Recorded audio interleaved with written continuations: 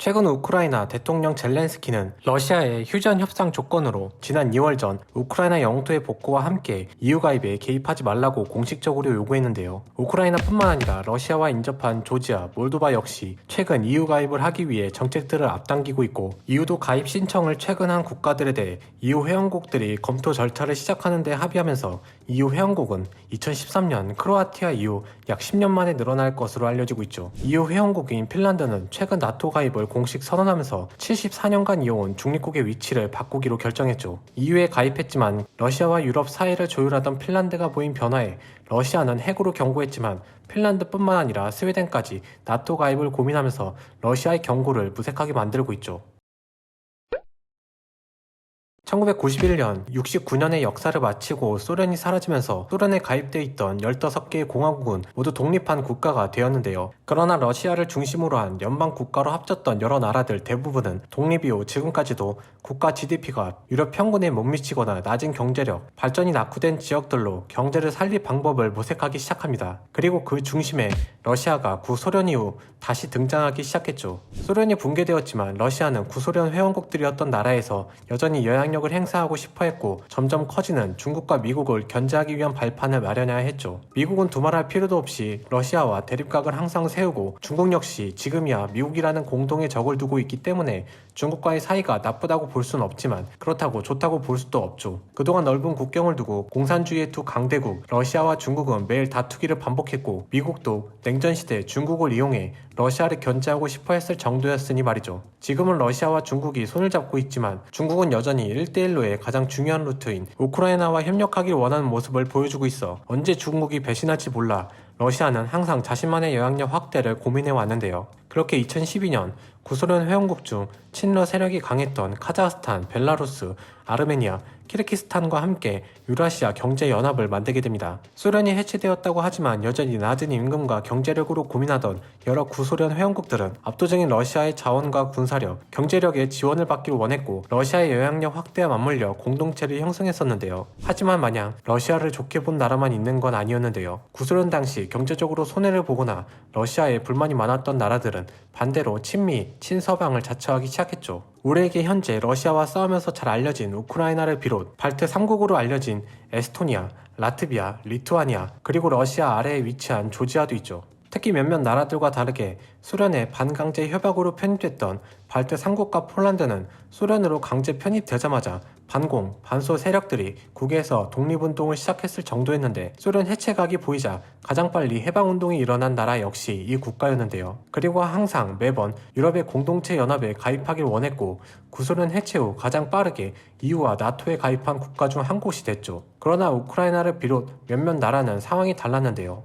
EU와 나토에 가입하지 못한 나라는 민족 구성만 보더라도 친러 성향이 강한 지역이 존재했고, 매번 EU와 나토 가입을 반대해왔죠. 우크라이나만 보더라도 2010년 초반까지도 친러 세력이 정권을 차지하고 있을 정도였고, 러시아와 가까워질수록 민족 구성, 경제 의존도, 성향 모든 게 러시아 편으로 향해 있었죠. 그리고 러시아는 자신의 영향력이 줄어들 것을 우려해 우크라이나를 비롯한 여러 나라에 있는 러시아인과 친러 세력을 보호하기 위한 명목으로 EU와 나토 가입에 꾸준히 반대를 외치면서 매번 우크라이나를 비롯한 여러 나라의 가입을 막았는데요. 그러나 구소련이었거나 소련의 영향력에 속해 있던 나라들 중 유럽 공동체에 가입한 나라와 여전히 러시아에 의존한 나라와의 경제 수준은 현격한 차이가 나기 시작합니다. 폴란드와 체코는 1997년 나토에 가입하고 2004년 EU에 가입한 이후 지속적으로 GDP가 상승하는 모습을 보였지만, 여러 문제들로 가입하지 못한 우크라이나는 폴란드, 체코보다 90년대 약간 앞섰던 상황에서 현재 아예 따라잡지 못할 정도로 격차가 벌어지는 상황까지 이어졌죠.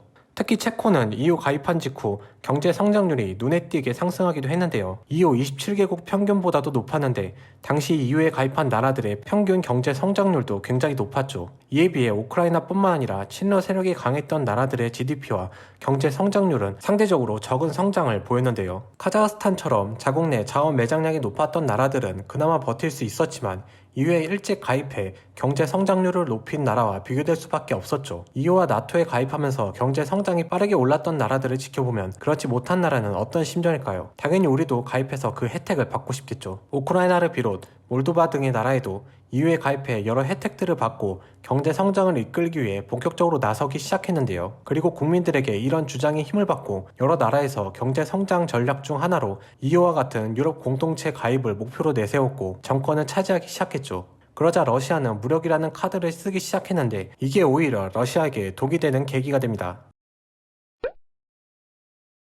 2022년 러시아는 우크라이나가 유럽 공동체에 가입한다는 이유로 우크라이나 내 러시아인을 보호한다는 이유를 들어 침공을 하기 이르렀죠. 러시아로서는 대립각을 세우고 있는 군사 공동체의 영향력이 커지는 것을 우려하는 건 어쩌면 당연하겠지만 이걸 힘으로 해결하려고 했다는 게 오히려 러시아의 모습을 지켜보던 많은 유럽 국가들의 결속력이 커지는 원인으로 작용되기 시작합니다. 심지어 그동안 러시아의 눈치를 보면서 조지아와 같은 나라의 EU 가입을 미루던 상황에서 현재 조지아, 우크라이나, 몰도바의 EU 가입 절차가 진행되기 이르렀고 오히려 러시아가 자국의 위협을 더 커지게 만든 상황이 돼버렸죠. 더 나아가 EU에 가입되어 있지만 중립을 지키던 스웨덴, 핀란드가 나토에 가입하겠다고 나서기 시작합니다. 핀란드는 우크라이나와 같이 러시아와 큰 국경을 접하고 있는 나라인데 러시아의 최근 행동에 핀란드도 언제 어떤 이유로 우크라이나처럼 침공받을지 모른다는 불안감을 키워버린 것인데요. 그리고 앞으로 더 큰 문제는 우크라이나 러시아 사태가 마무리된 이유인데요. 지금까지 러시아의 자원이 유럽 내에서 큰 영향력을 행사했는데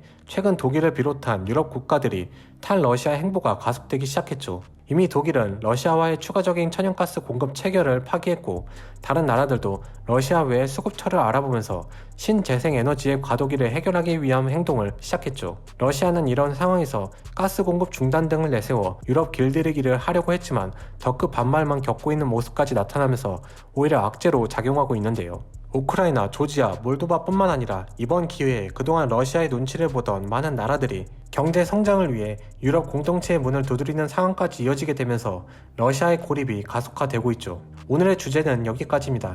지금까지 들어주신 모든 분들 감사합니다.